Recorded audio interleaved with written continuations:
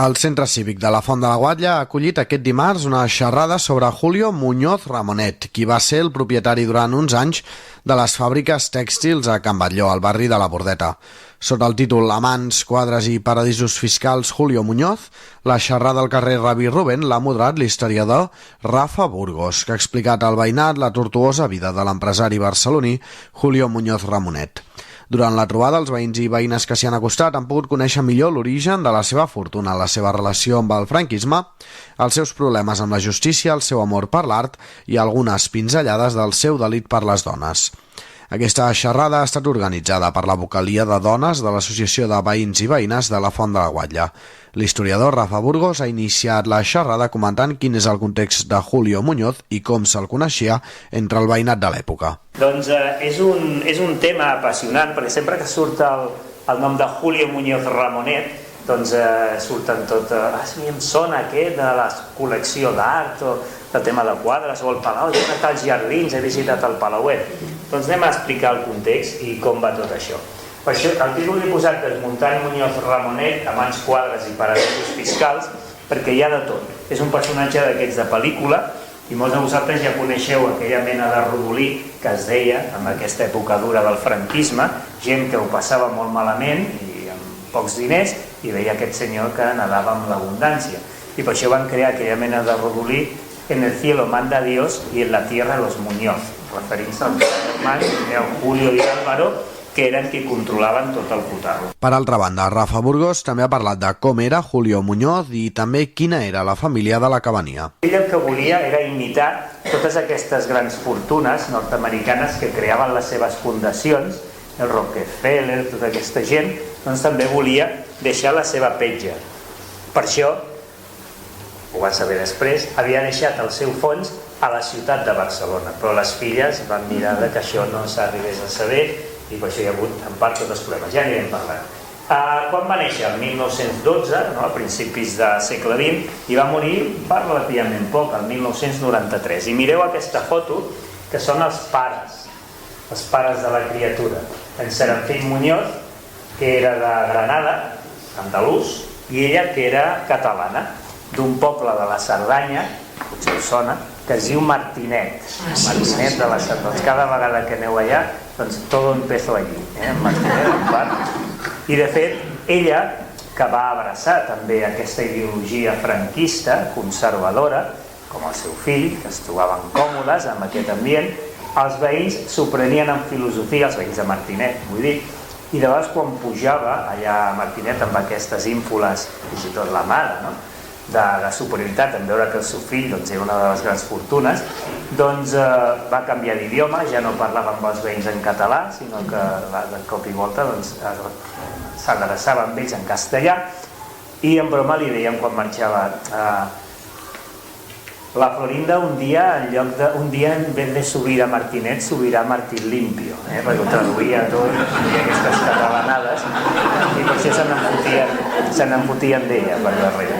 Alhora, durant la xerrada al voltant de Julio Muñoz s'ha detallat quin és el paper que va tenir amb la fàbrica tèxtil de Can Batlló del barri de la Bordeta. No li anava molt bé l'empresa i durant l'època de la Segona República va demanar un crèdit a la Generalitat Republicana i va posar, entre cometes, com a penyora, la seva col·lecció d'art, que era molt important.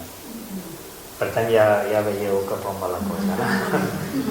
No el va poder pagar, finalment, no va poder retornar els diners, i ja en l'època franquista, que el Julio Muñoz Ramonet movia molts fils, va aconseguir fer-se per 0 pessetes amb tota aquesta col·lecció i part de les fàbriques que tenia aquest senyor. Això ho feia molt el Julio Muñoz Ramonet, perquè collava, obria i tancava aixetes quan volia, perquè ell tenia l'exclusiva d'allò que s'anomenava els cupos del cotó. Arribava poc i era molt car, i les fàbriques havien de produir, i si no produïen hi havia problemes per a l'industrial propietari de la fàbrica.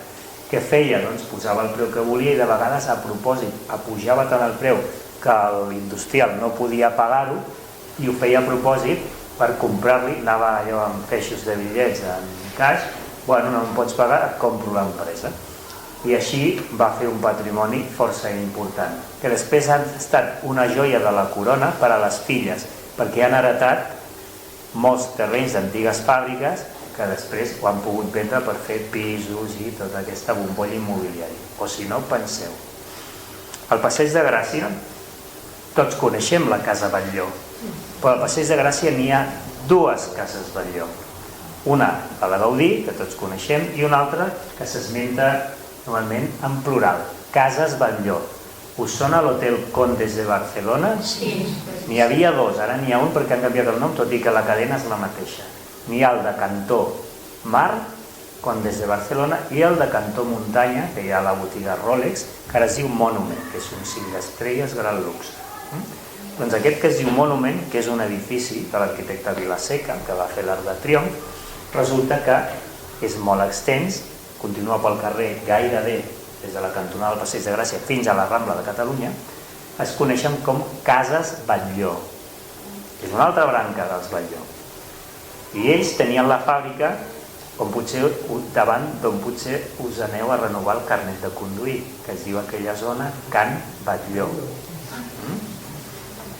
Tots aquells terrenys se'ls va quedar la fàbrica i també la casa. El germà, l'Àlvaro, que va produir-se un enfrontament entre tots dos, perquè l'Àlvaro, que era un bala perduda, s'ho va acabar venent al Palauet del Passeig de Gràcia, les cases Batlló, per un preu molt tirat, molt baix, i quan es va assabentar el seu germà es va enfadar molt i va dir: per què no m'ho has dit a mi, que jo hauria comprat la casa i ens la quedem nosaltres. Però bueno, era molt d'anar a festes, bevia molt, i va cometre aquest error, i s'ho va acabar venent. Per això, tot el que hi ha allà, que han fet molts pisos, que hi ha un Mercadona, tota aquella zona de Can Batlló, doncs en part estava aturada durant molts anys perquè les filles ho van fer a propòsit, perquè com que no tenien aquest litigi amb l'Ajuntament, doncs no desfem tot aquest projecte urbanístic fins que no ens uneu o abaixeu el peu de l'accelerador judicial. Però finalment la justícia va seguir el seu camí i van arribar a un acord i van vendre part dels terrenys i evidentment van guanyar molts diners amb aquesta venda.